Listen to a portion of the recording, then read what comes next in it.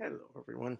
Um, well, I've just finished reading the third book in the um, Fifth Wave series, which just came out. And everything does get set up in that first one, but we'll see. I could give some spoilers to you as we get to week three. Again, week three is falls more squarely in the genre of alien invasion with, as we talked about in the discussion threads and I talked about on the video, some interesting innovations on a familiar uh, motif. And this one, um, How I Live Now, um, offers a different kind of invasion by an unnamed enemy. We don't know the name of the nationality, only that they speak a kind of a funny English, as you'll come to find out once the war invades the little gentle community, the farmhouse with the lambing barn and the beautiful rivers and things like this that seem to provide Daisy with a tremendous sanctuary where she finds, eventually, you might argue, herself. But the book is really, in many respects, relevant to us because it's about terrorism um, in in many respects, and really about how little um, we really think about it in terms of our safeties being compromised. This idea will come up later when we get to Cory Doctorow's book Little Brother, where we're going to deal with the concerns about the Patriot Act and that of all those questions surrounding how much freedom are you willing to give up for security and comfort, if you will. Well, this book posits that, well, yes, I was trying to say before I got cut off, this book posits that part of the world of terrorism that has gone on for 5 years, and from which the young children in England have been somewhat inoculated against, though their mother obviously works for the government or an NGO, non government organization, centered in Oslo that's trying to stop the war, at any rate. And Daisy is probably inoculated by her own narcissism, if you will. She's very uh, centered on herself, not unlike your average 15-year-old. But apparently, a situation has occurred that I'll mention more in the when I get to the video on the quiz that has allowed England to be occupied by a foreign power um, that makes it so that the British are basically held hostage um, because most of their troops are off fighting, if you will, in the Mid East or perhaps in Africa and Asia. We don't know. A similar situation exists in the United States, but it's enough just to posit that there have been terrorist attacks in London and other places and in the United States. But in London, we get the impression that there was a dirty bomb, perhaps, as she says at one time.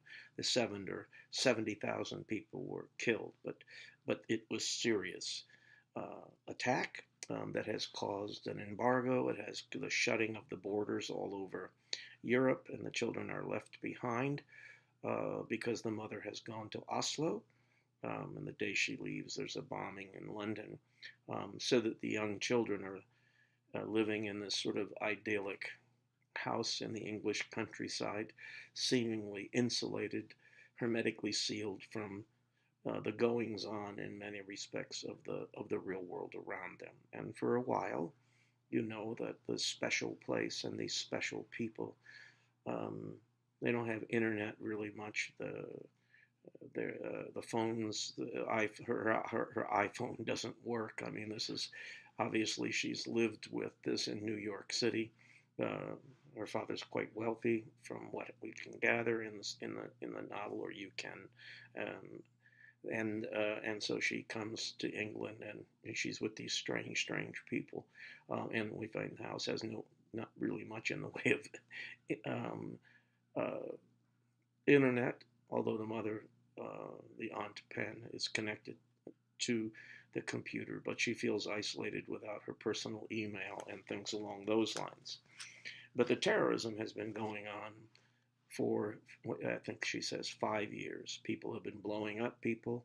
And, that's not unlike what goes on in the United States here. The terrorism has not stopped.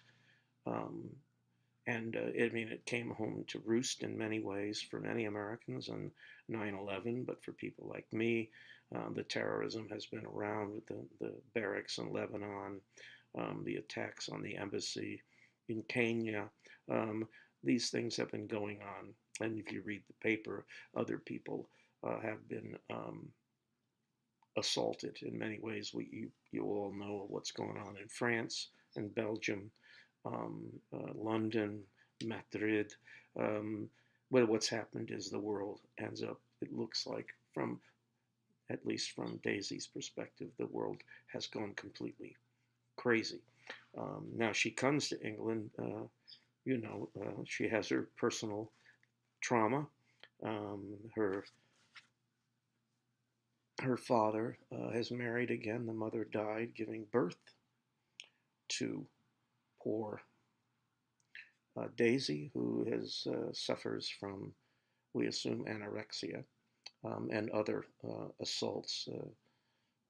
The stepmother likes to, we come to find out at the end of the novel, talk about how much money they spent on psychiatrists and whatnot for Daisy. She's shipped out because the mother, the stepmother, she has a good name for her, has, they just want to get rid of her because the new baby's coming. And so she feels like she's cast off. And she has a good sense of humor, but she also suffers from um, certainly eating disorder, among other things. She has, if you read there, you'll see low self-esteem. She's just so excited that Aunt Pen says that her mother, her sister, was just so pleased when she found out she was pregnant with Daisy, and that she's beautiful. And Daisy thinks, yeah, my mom was beautiful, but I'm just completely plain. Um, she's so thin, she doesn't have her menstrual cycle. So there are a lot of things going on here, but she's placed into this sort of a magical garden kind of place. You have the older boy, is more typical, I suppose. Well, he goes to school, and he's gone, uh, and leaving behind the twins Isaac and Edmund. Um, Daisy's 15, the older boy was 16, and the younger cousins are probably 13, I think. And then you have the little girl, and they're all magical. I mean, the girl just loves nature, um, has a goat that she kind of I think she dresses it as a unicorn. I might be getting the movie mixed up here. There's Jet, there's chickens, there's all this stuff, and Daisy is, sucked in here. But there's a kind of a thing is that Isaac can communicate with animals, and uh,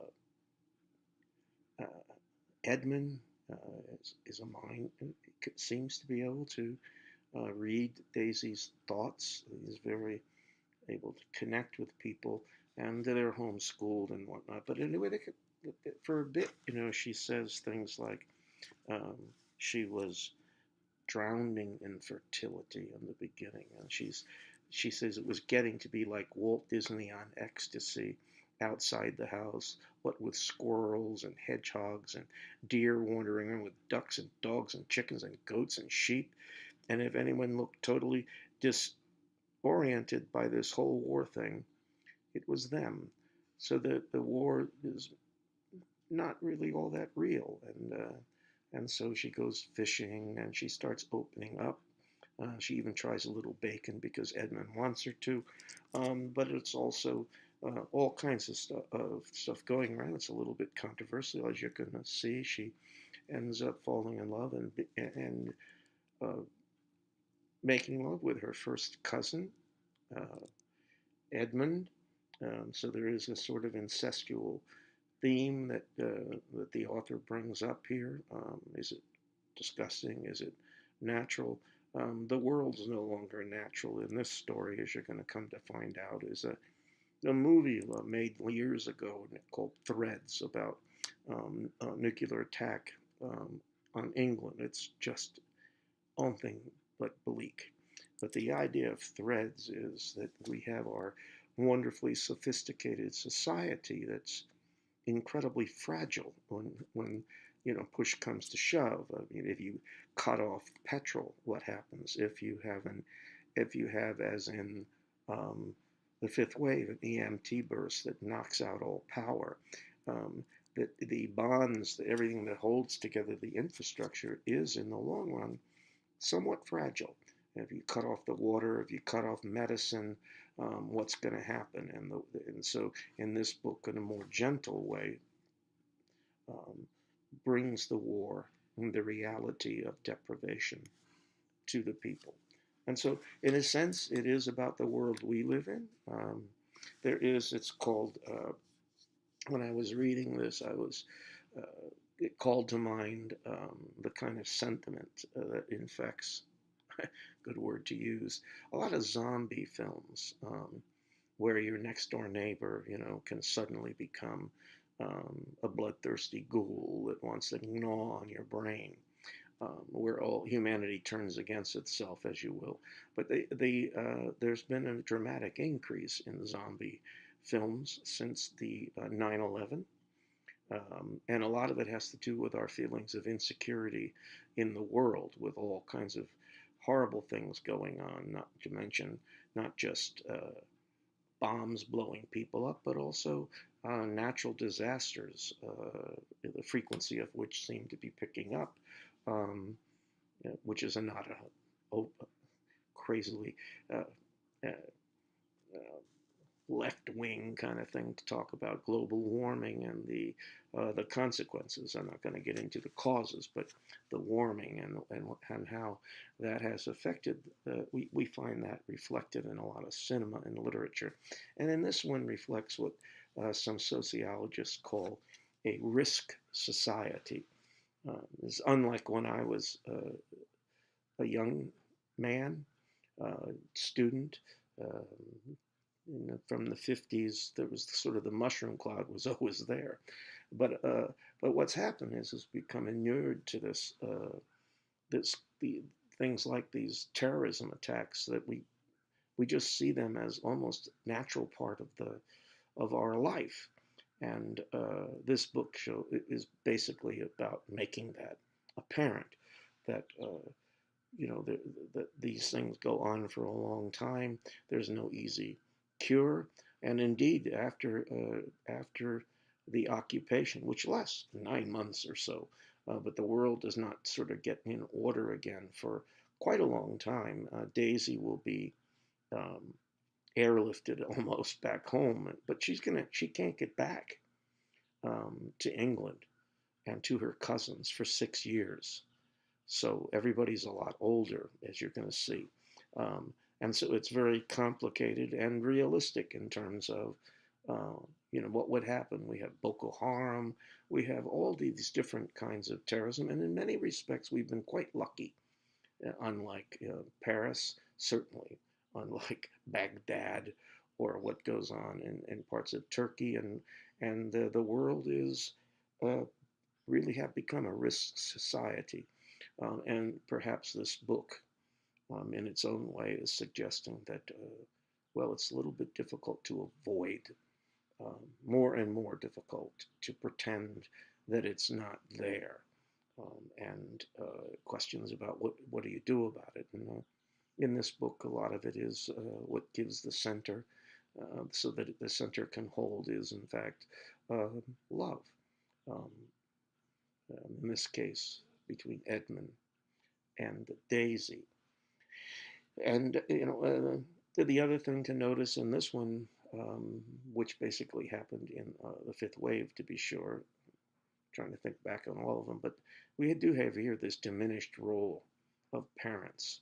We never know, as far as I can tell, and you can tell me if you figure it out, what happened to Aunt Pen's husband.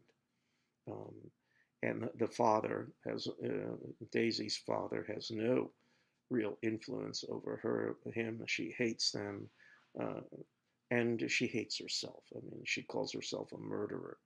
And indeed, Aunt Pen um, is killed trying to get back to her children, but that only comes at the end. And so the parents are kind of not there. And the book really is about the struggle, the odyssey, if you will, of Daisy and her sweet, sweet, sweet cousin Piper, another magical, magical character, as they try to get home on their own.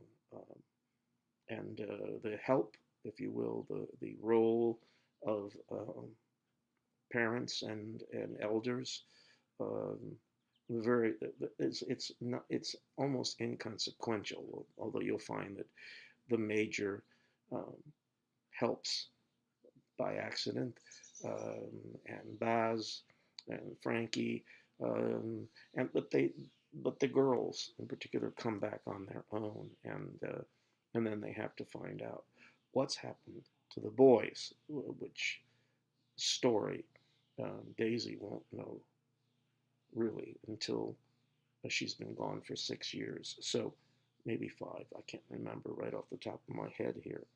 Again, the thinking, again, when you're reading it in terms of contemporary society, um, this is an adventure novel in many ways, and like so many of them, uh, it's the story or the plot is what while it deals with a contemporary issue, it's really a story, um, one of the basic stories of humanity, which is getting home.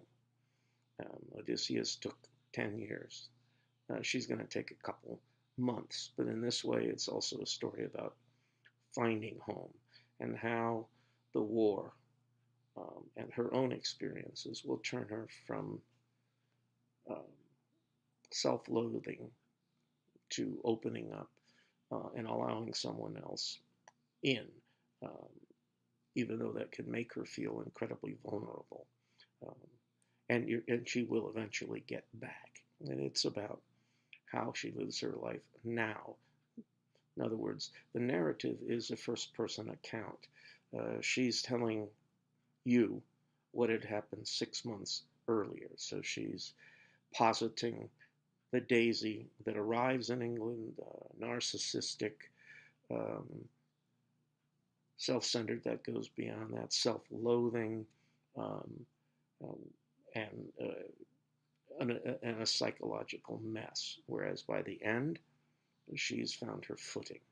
And so you have basically two different characters. You have the knowledgeable author who's positing things about herself as she was those years later so that she can set you up for the now, um, and mark out how things have changed. But also, and this is the ending of this short novel, how the future builds from the past.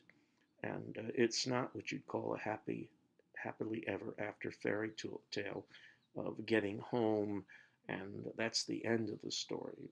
How I Live Now, the ending, is basically a new beginning in a in a different kind of world, one that's suffered from a long, long-standing war of a different nature, that's really transformed by implication, you can tell, the country, because you'll be back on the familiar farm that somehow is made different. It's a very pleasant read after the first three, and a very different one, because and I put it into the area of the dystopic, because what it does is shows you um, the fragility of civilization and how these youngsters, 15, 16 years old, struggle to maintain, um, in many ways, just their dignity. Uh, well, you'll see what happens when things shut down and the violence that tears the fabric of society. And Edmund is one of the people, the sensitive one, the one who's been emotionally racked um, and physically scarred. There is an indicator, you read it, that he can maybe perhaps continues um, at the end his obsession with the garden. And it's because she can bond in many ways. It's a little different from the bonding that occurs between um, Cassie and the enhanced Evan. Remember that he and she kind of meld.